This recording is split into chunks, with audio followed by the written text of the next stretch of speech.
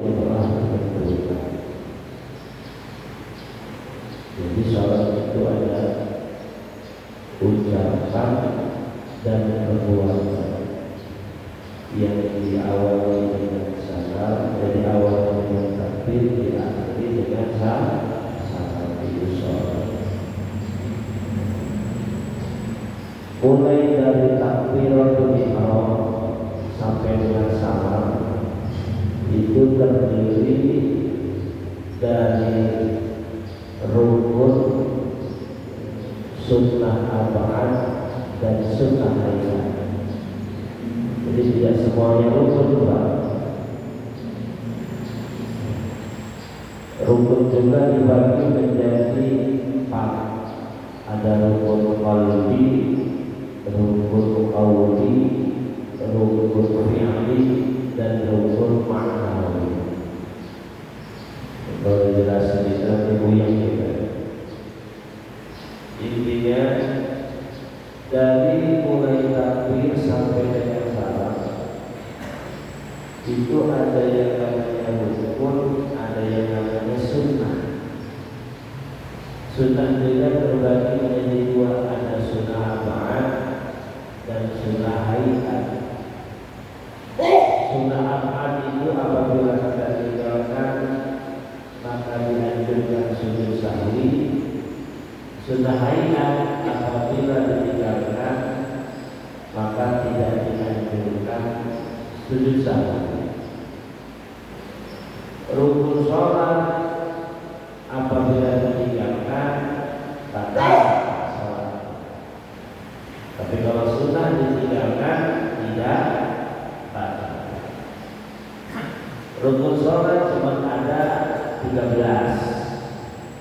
mulai dari niat, takbiratul ihram, baca Fatihah, bacaan tasawuf akhir, kemudian salam pertama, berdiri, rukuk, tidak sujud, duduk di antara 2 sujud, kemudian duduk tasawuf akhir, membaca sholawat pada tasawuf akhir beserta dengan Jumatinah. Itu ada 13. Adapun yang lainnya itu sunnah, mengangkat tangan,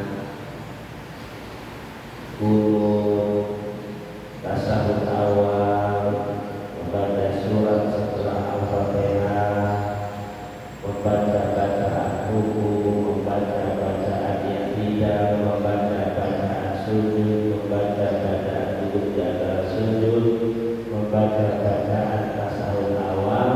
Itu hukumnya sunnah semua. Cuman nanti ada konsekuensi yang berlaku jika kita meninggalkan rukun atau meninggalkan sunnah. Pertama,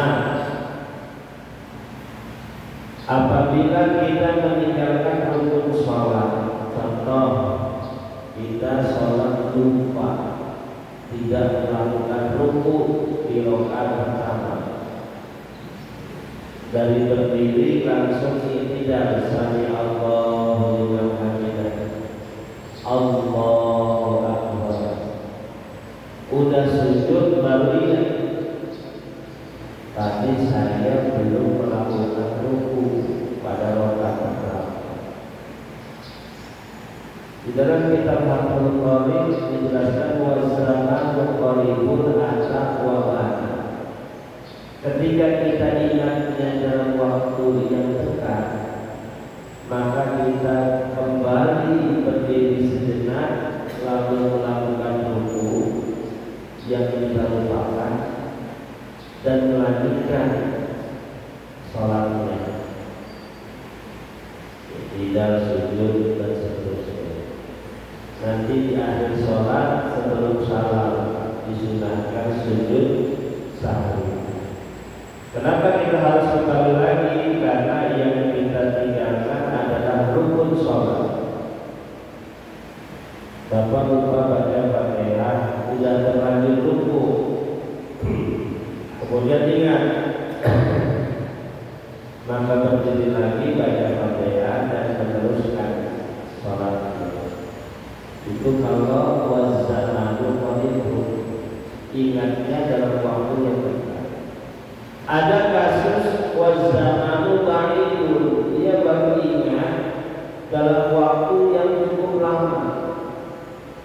Udah rakaat kedua dia baru ingat kalau dia belum melakukan rukuk di rakaat pertama. Udah berdiri rakaat kedua, Allahu Akbar, dia baru teringat balik zakarahu wa zamanu qaribun. Apabila dia ingatnya dalam waktu yang jauh, maka dia melanjutkan sholatnya, nggak usah kembali. Lalu bagaimana konsekuensi ruku yang ditinggalkan pada rakaat pertama? Itu tidak dihitung rakaat. Anus bulghah 0, dan rakaat kedua yang dia lakukan dihitung menjadi rakaat pertama. Pak Ustaz, saya ingatnya pas lagi di rakaat ketiga, bahwasanya saya belum ruku pas rakaat pertama. Lalu bagaimana? Rakaat pertama dan rakaat kedua tidak dihitung. Rakaat ketiga yang Bapak lakukan baru dihitung menjadi rakaat pertama. Itu konsekuensi apabila zaman itu kita baru teringat dalam waktu yang lama. Tapi kalau ingatnya masih dalam rakaat yang sama, kembali lagi, ingat masih dalam rakaat yang sama, maka kembali ke rukun yang kita lupakan, lalu melanjutkan gerakan sisanya. Paham ya Pak? Dan konsekuensi itu mau ingatnya di waktu yang dekat ataupun ingatnya di waktu yang lama, semuanya disunahkan sujud sahwi. Apa itu sujud sahwi? 2 sujud yang dilakukan sebelum salam. Fil alamina innaka hamidum majid. Sujud Allahu Akbar, subhanallah la yanamu wa la yasbu. Allahu Akbar, duduk. Rabbi firli wa hamdi wa jibni wa fa'li wa zubni wa hdini wa amini wa fa'li. Sama bacaannya. Allahu Akbar, subhanallah la yanamu wa la yasbu. Allahu Akbar, assalamualaikum warahmatullahi. Assalamualaikum warahmatullahi. Itu sudah satu. Nah, itu rukun. Sekarang yang kedua adalah ketika yang ditinggalkan adalah sunnah ab'ad. Sunnah yang ketika ditinggalkan dianjurkan sujud sahwi. Itu diantaranya ada 5 sunnah ab'ad itu. Yang pertama, duduk tasahud awal. Yang kedua, bacaan tasahud awal. Yang ketiga, sholawat Nabi pada tasahud awal. Yang keempat, sholawat atas keluarga Nabi pada tasahud akhir. Yang kelima adalah membaca qunut.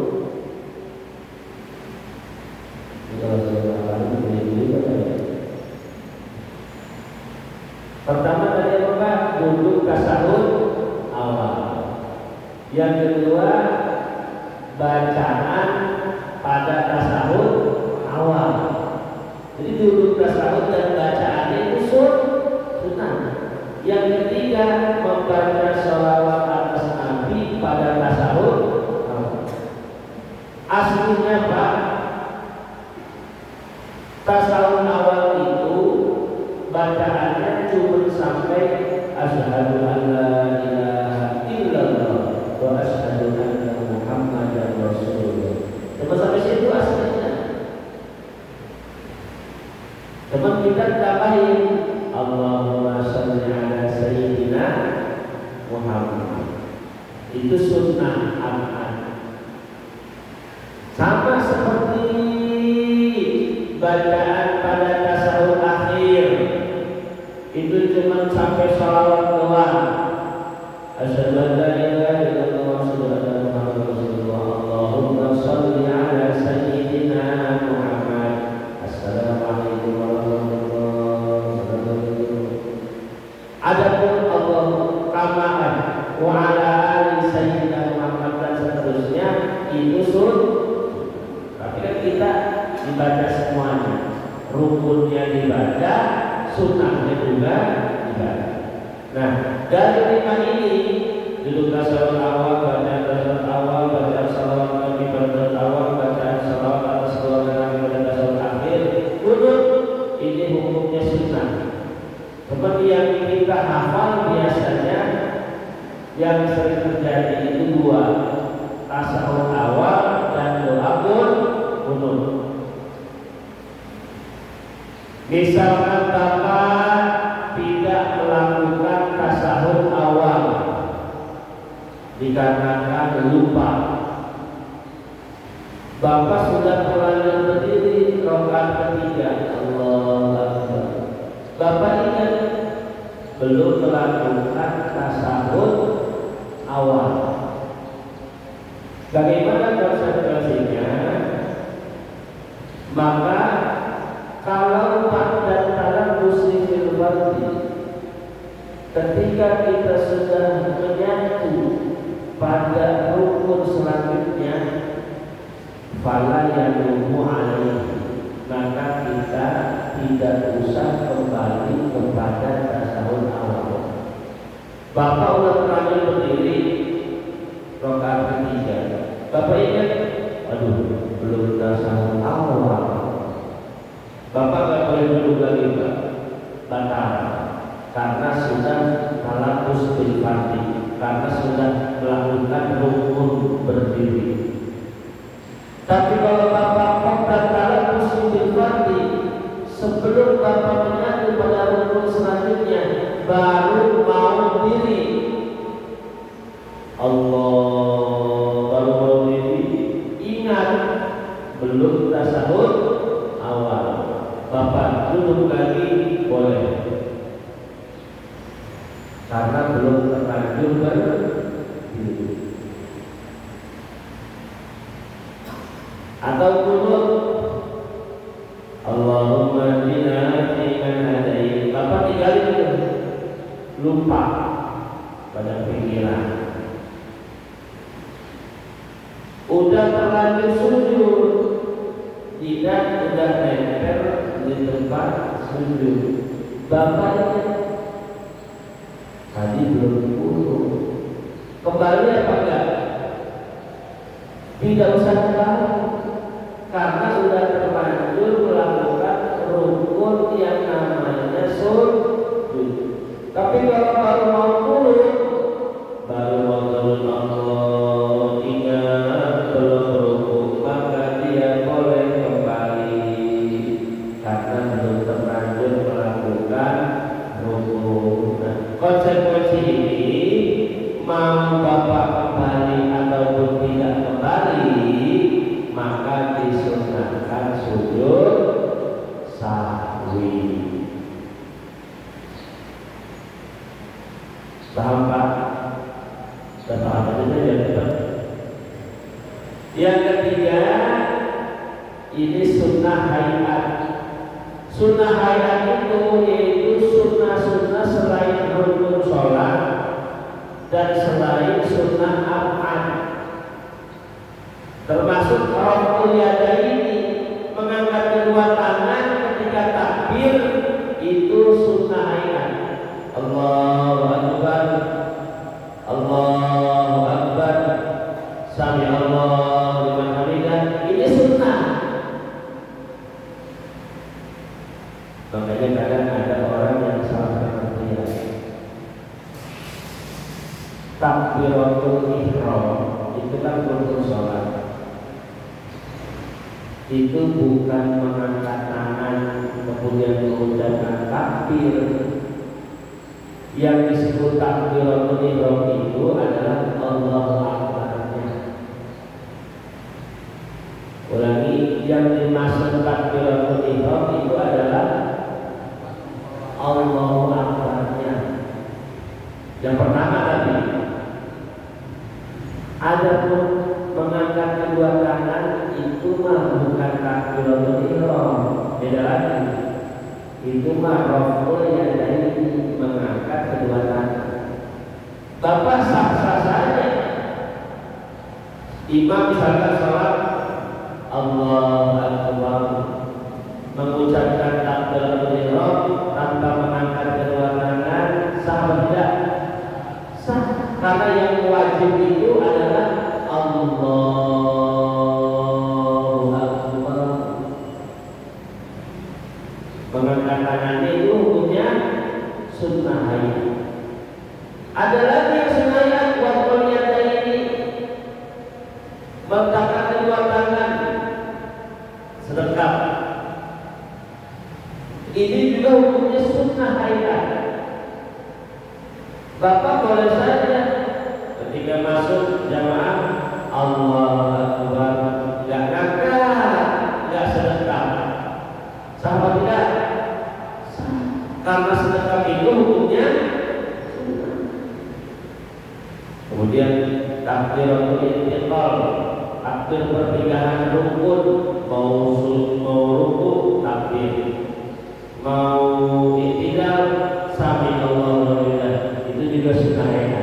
Apalagi bacaan surat setelah Al-Fatihah, qul ya qul. Tadi imam baca Yasin, wah saya bilang sampai orang ini Yasin, waduh, lagi pulas. Imam tega-teganya salat subuh baca Yasin. Untuk rakaat kedua berhu, selamat dia. Rakaat kedua waqiah, wah berapa itu? Dan mama nggak tahu dia orang yang tidur sholatnya. Kok pakai tahu sih? Itu imam pertama baca Yasin. Saya memulai sholatnya. Di saat saya pakai.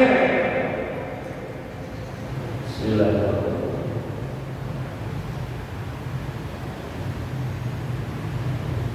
Nah dari imam baca surat setelah Al-Fatihah itu sunnah. Bacaan rukuk sunnah, bacaan i'tidal sunnah, bacaan sujud sunnah, duduk yang kedua sujud sunnah. Yang rukuk kan sujudnya, i'tidalnya, rukuknya, tumakninahnya itu yang rukuk. Ada semua bacaan sunnah. Makanya Pak, kalau tarawih pas ketemu imam yang cepat, saya mah nggak pernah baca Allahu Akbar, Allahu Akbar, Allahu Akbar, Allahu Akbar. Mungkin Bapak mikir itu imam cepat banget ya, emang nggak baca-baca? Dia nggak baca, imam itu nggak baca. Karena bacaan itu hukumnya dia kan ada yang baca cuma sekali doang. Allahu Akbar, subhanallah, Allahu Akbar, subhanallah, Allahu Akbar, rabbil kulli wal hamdi, Allahu Akbar, subhanallah, itu sunnah. Dan sunnah hayat ini termasuk doa iftitah, Allahu Akbar, subhanallah, alhamdulillah, itu sunnah hayat. Sunnah hayat ini apabila ditinggalkan sengaja atau tidak sengaja tidak disunnahkan sujud sahwi. Dan yang paling banyak di antara rukun sholat, sunnah ab'ad, sunnah hayat yang paling banyak ini sunnah hayat. Paling banyak. Kita kalau sholat pengen rukunnya doang, ya cuma 2 menit.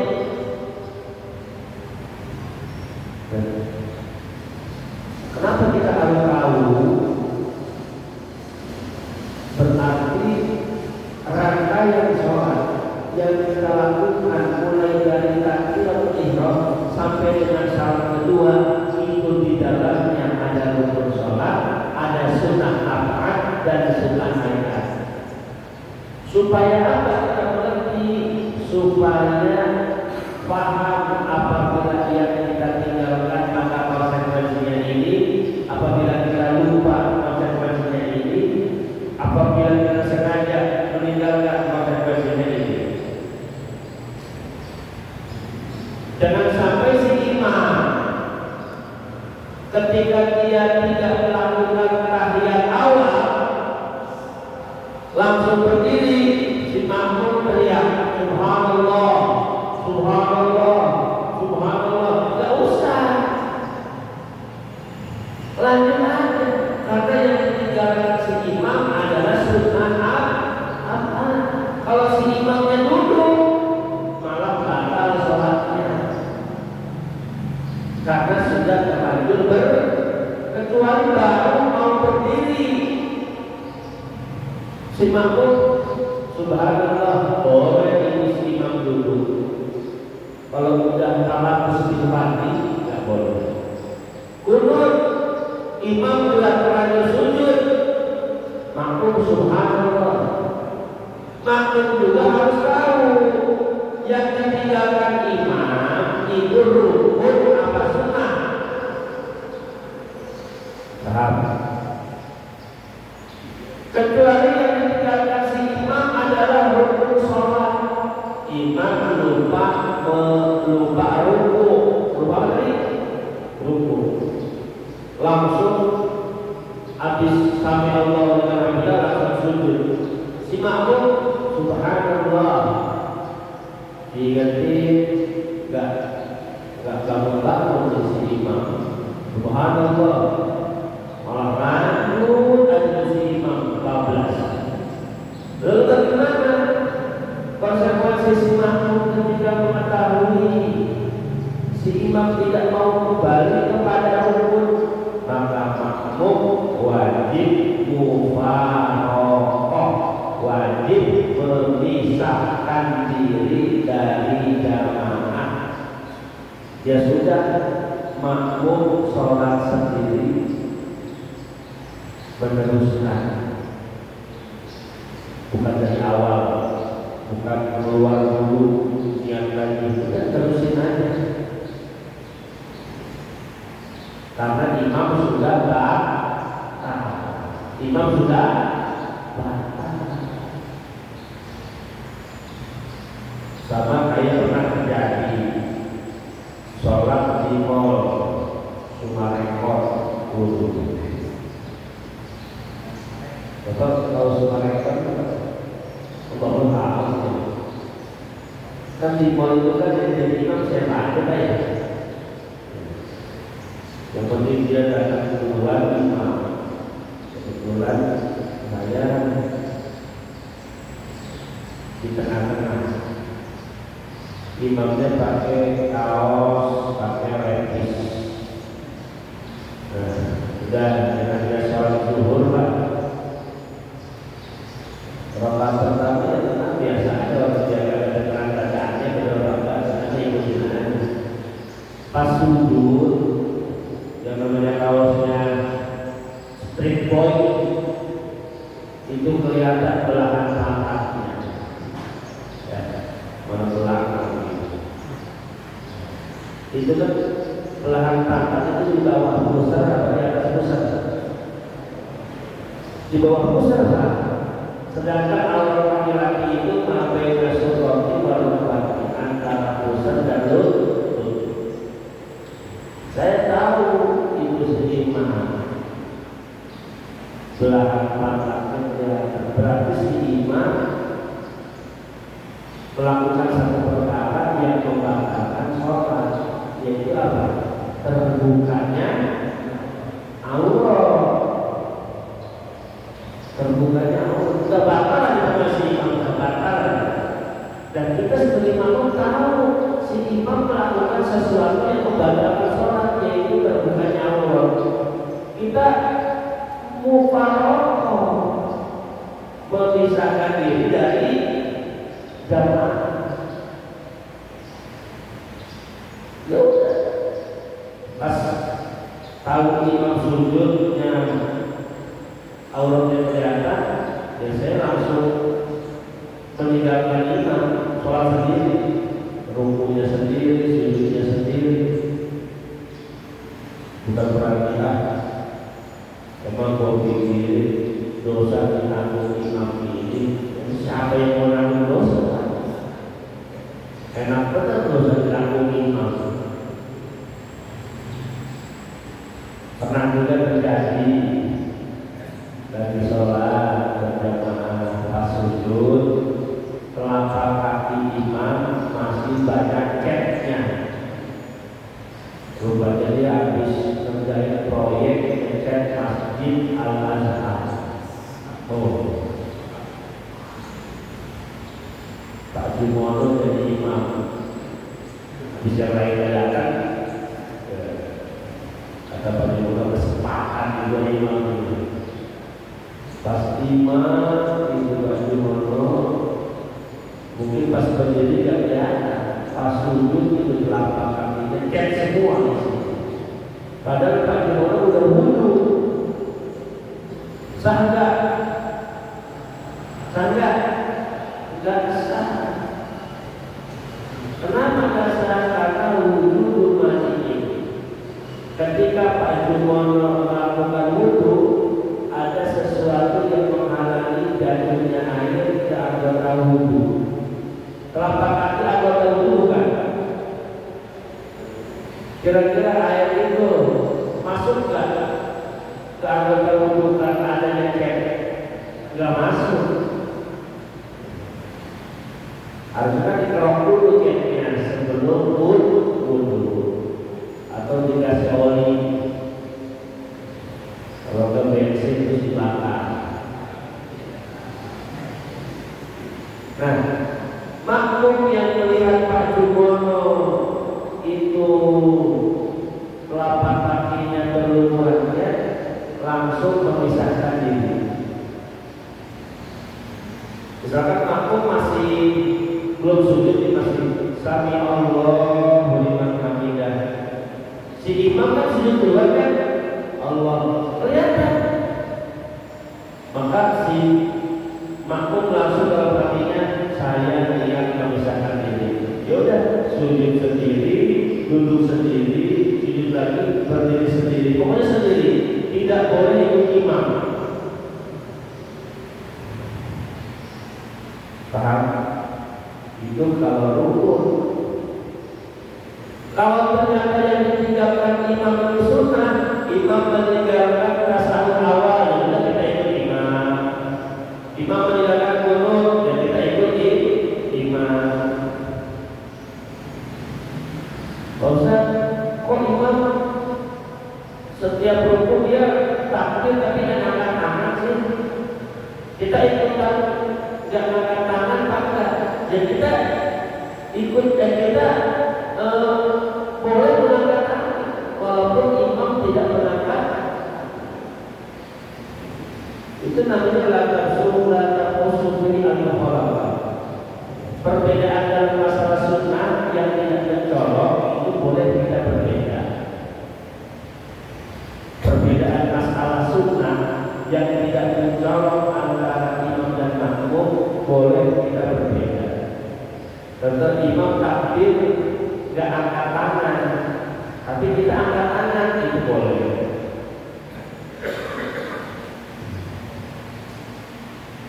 Imam nggak baca Allahu Akbar kabiro, kita baca Allahu Akbar kabiro itu boleh. Karena lantak khusus fihi al-mufarrad. Perbedaan yang tidak mencolok antara imam dan makmum. Yang nggak boleh itu imam kita sahur awal kita berdiri, atau imam qunut kita sujud. Paham ya? Iya Pak ya. Ya inilah ilmu fikih. Kalau santri-santri pesantren mah dihafalin Pak, bukan seperti artinya Arabnya. Wal makruh min as-sholati salasah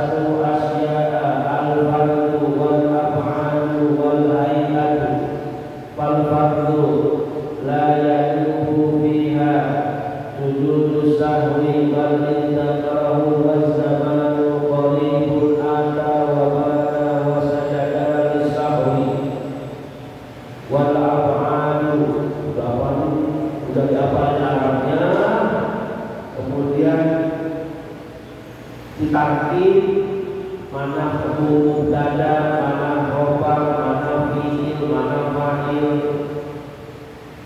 Wal matruku ini kalimat apa? Kalimat isim. Apa tanda isimnya? Memasukkan al. Sikotnya apa? Isim maf'ul. Apa tanda kalimat isimnya? Apa i'rabnya? Rafa. Tanda rafanya apa? Doma. Kenapa doma? Huruf panjang. Orang yang belajar kitabnya Gundul berarti dia harus tanggung jawab. Kenapa dibaca wal matruku tidak wal matruka, tidak wal matruki? Apa alasannya? Kalau mubtada itu disebut marfu'un, isim yang dibaca rafa. Apa tanda rafanya? Doma. Kenapa doma? Karena isim mufrad. Tanda doma ada berapa? Fa'aman domatul fatakunu ala arba'atin bil ismil mufradi wa jam'i taksiri wa jam'i mu'annath salimi wal fi'il mudhari alladhi lam yatasil bi akhir ismun. Isim mufrad yang dibaca doma itu terdapat pada 4 tempat. Doma itu isim mufrad yang taksir dan mu'annath salim dan fi'il mudhari yang tidak bertemu dengan sesuatu.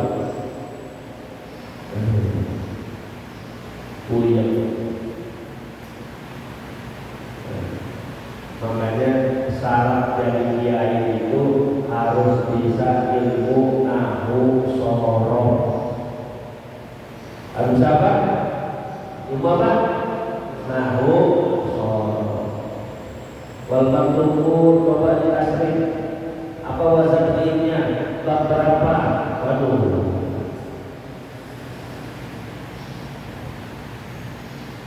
Makanya santri-santri itu luar biasa.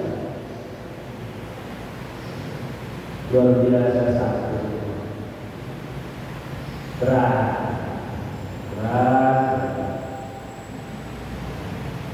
Dari sini mungkin ada yang ditanyakan, Pak. Kami persilakan. Masih ada waktu 7 menit lagi.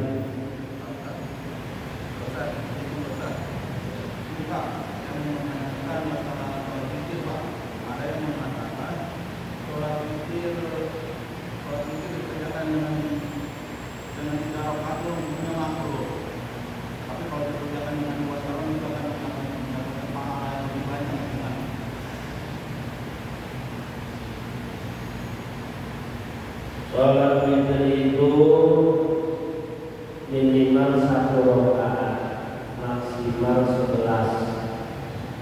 Dikerjakannya menurut mazhab Imam Syafi'i makna. Dikerjakannya 2-2. Kalau 3 berarti 2-1. Kalau 5 berarti 2-1. Boleh ke 5 rakaat? Boleh. Kan ganti. Kalau 7 rakaat boleh kan? Berarti 2-2-2-1. Kalau 9 rakaat kita mau 9 rakaat belum pernah masih belum pernah. Kalau 9 berarti 2-2-2-2.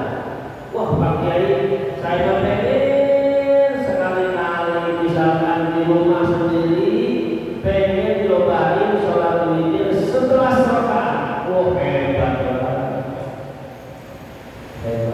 Kayaknya belum pernah nih, pasiennya ini belum pernah nih 11 rakaat.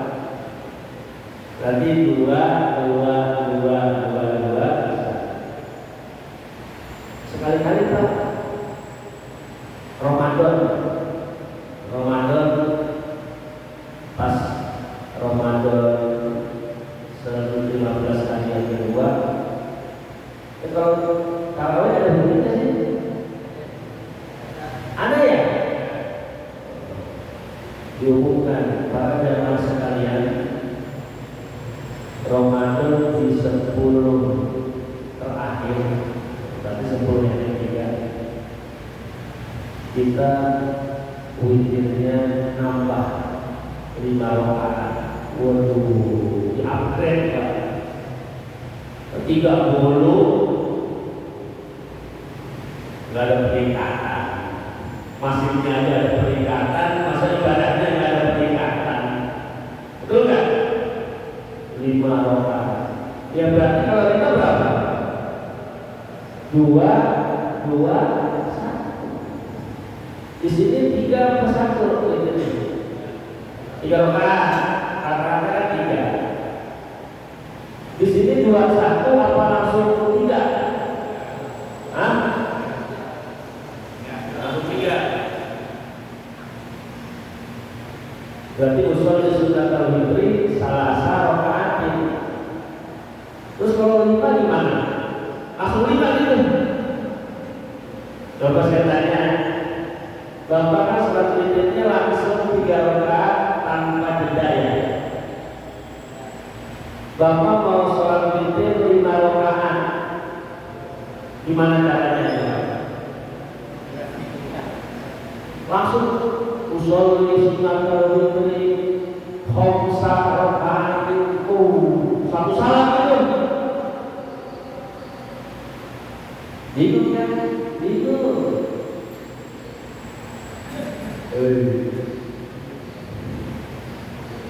Ada nggak pendapat yang langsung satu salam? Ada.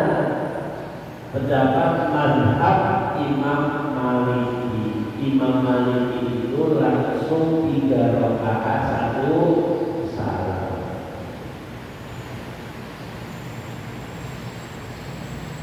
Ini Imam Syafi'i atau Imam Maliki di masjid ini? Hah?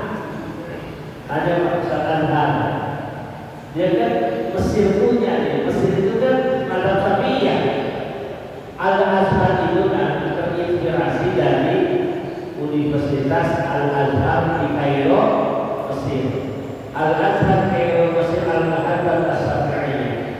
Dia itu adalah mazhab Syafi'i. Kalau boleh saran,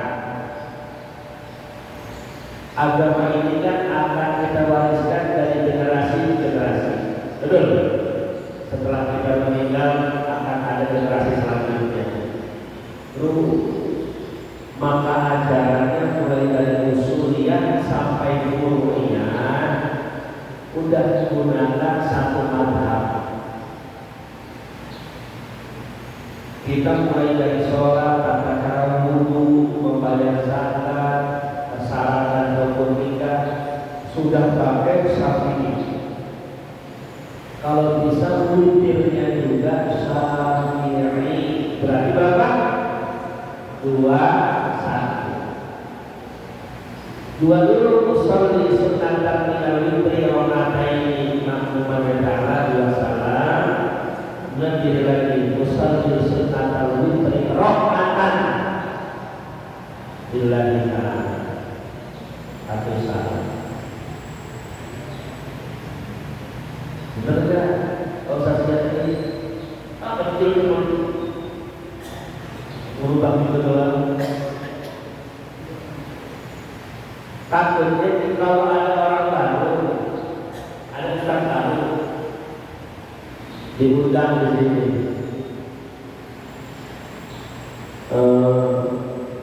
Pak, sholatnya witir langsung 3 rakaat. Pasti langsung menyangka, oh ini PKS. Ini langsung menyangka gitu. Dan 21. Sangka yang tidak langsung sah, yang tidak langsung juga sah. Sah, tidak jadi masalah. Itu. Di sini kunut ya kunut. Kunut ya kunut itu mazhab Syafi'i. Selain mazhab Syafi'i itu tidak kunut. Tuh. Jadi jangan campur aduk maksudnya ini. Giliran kunut pakai Syafi'i, giliran witir pakai Maliki.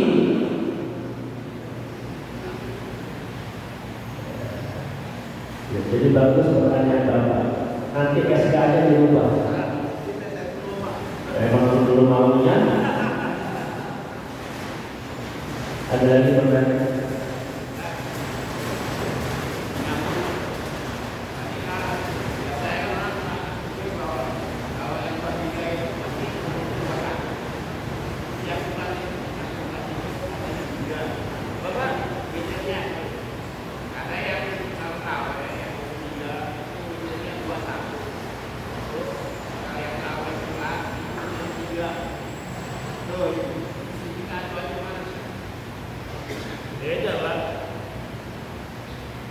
Tarawih dan witir itu sunnatun mustaqilatun, dua kesunahan yang berbeda. Bapak tarawih dan witir ada sah. Emang tarawih harus witir? Enggak. Sebab ada, mohon maaf, karena saya berkecimpung di dalam dunia perpustakaan,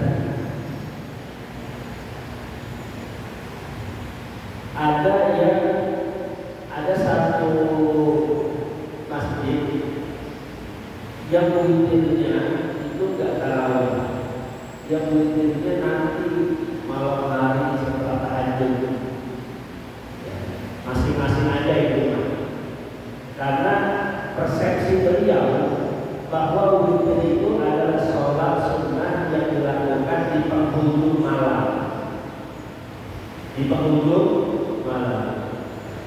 Berarti kan setelah tahajud mau subuh. Kayak tadi saya sholat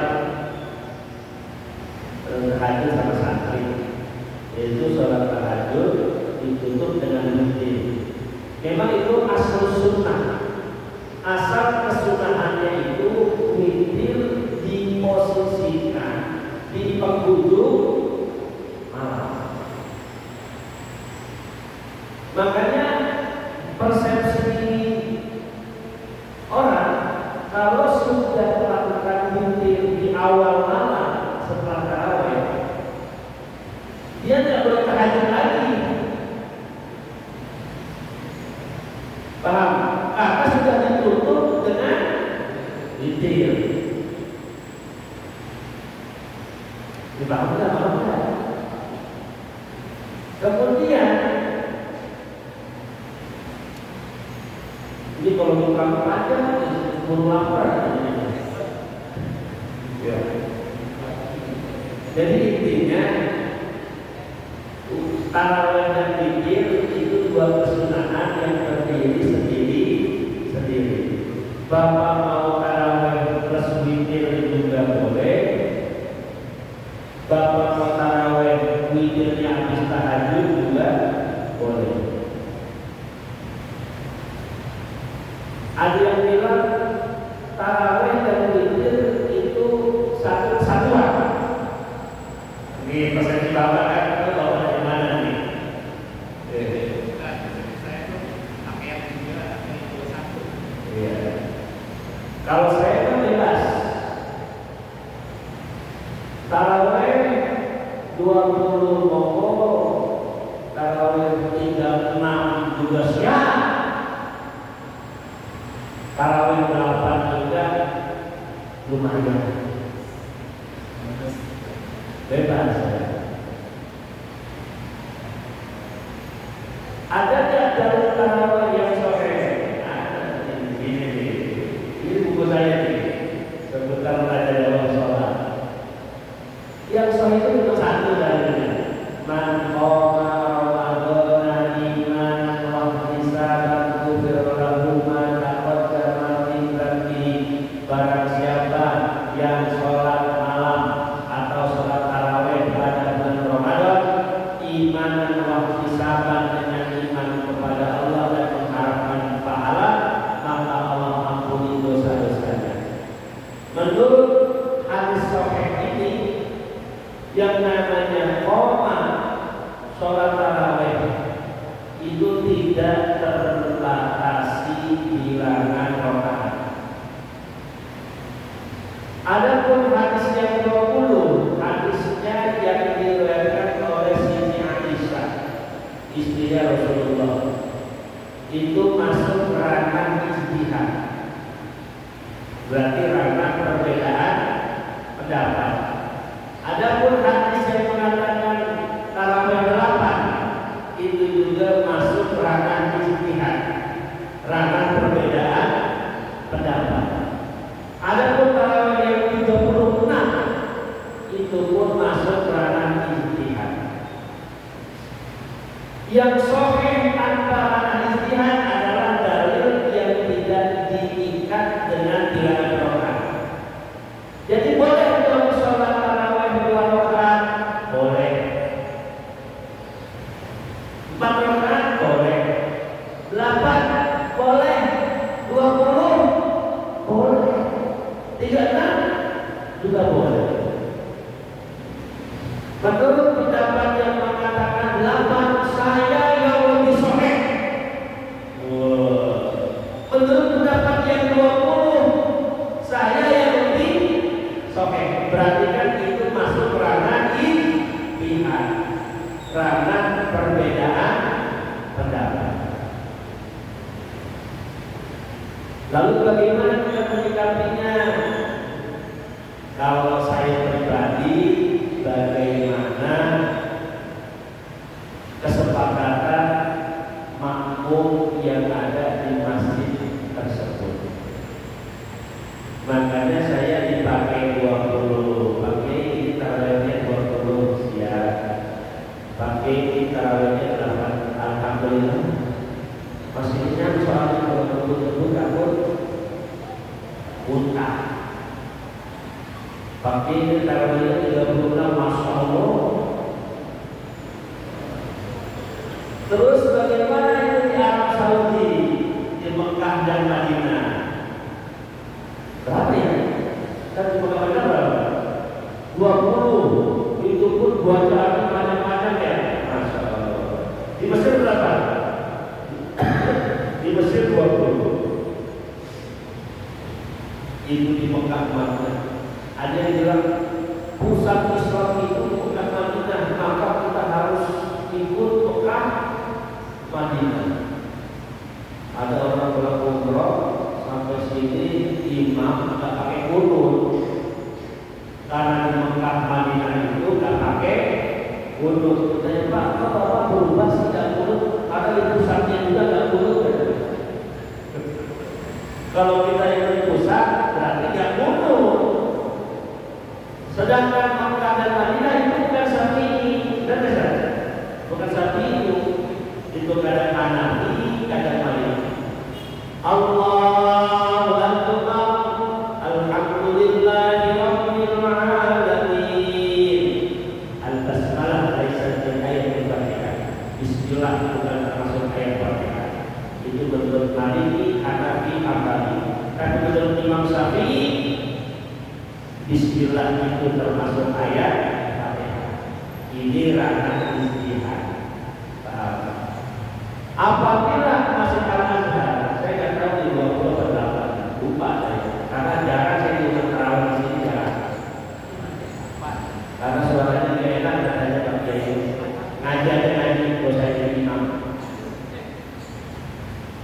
Misalkan ada masjid yang witirnya 8, tarawihnya tadi yang tarawihnya 8, witirnya 21 boleh. Atau ada juga masjid yang tarawihnya 20, tapi witirnya 3 rakaat, ada yang begitu juga boleh. Ustaz kan tergantung kesana.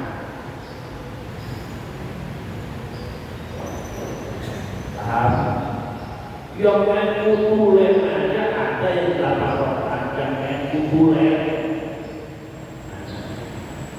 Istilah itu 4, 8 boleh.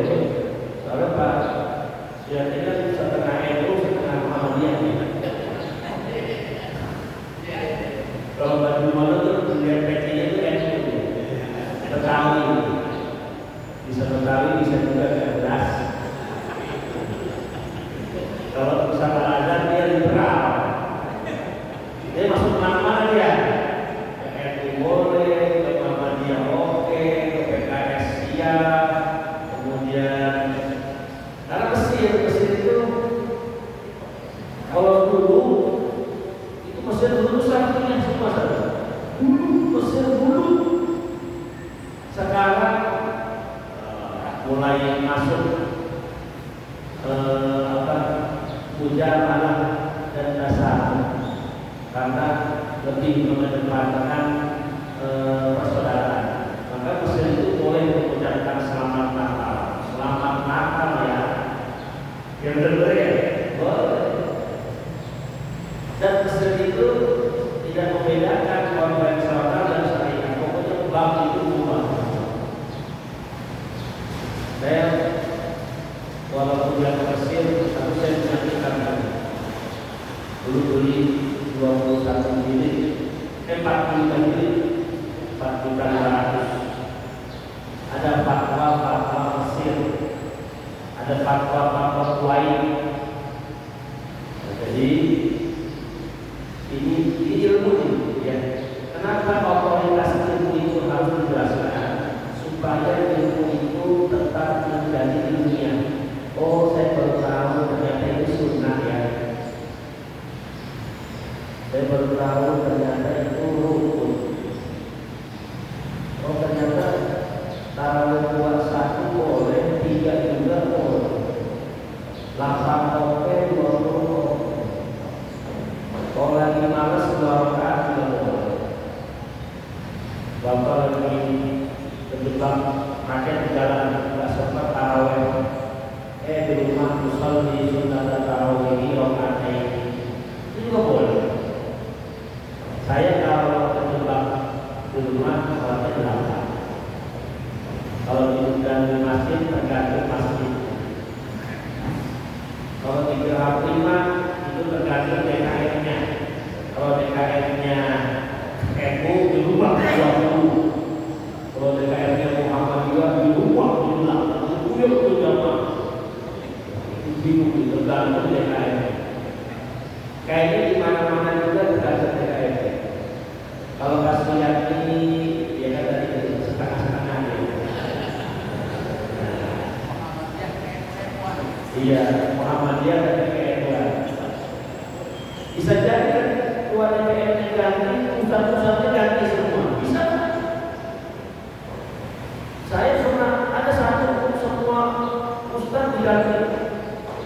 Makanya mudah-mudahan Pak Suyati selama-lamanya. Biar saya ganti. Karena kualat ganti kiai kualat. Kita coba. Nambah guru itu boleh, nambah guru boleh. Kalau ganti guru kualat. Mohon maaf kepada Bapak Kiai Muhammad Rifani karena ketua DKM masa jabatan tahun ini telah diganti, maka Ustaz juga ikut diganti.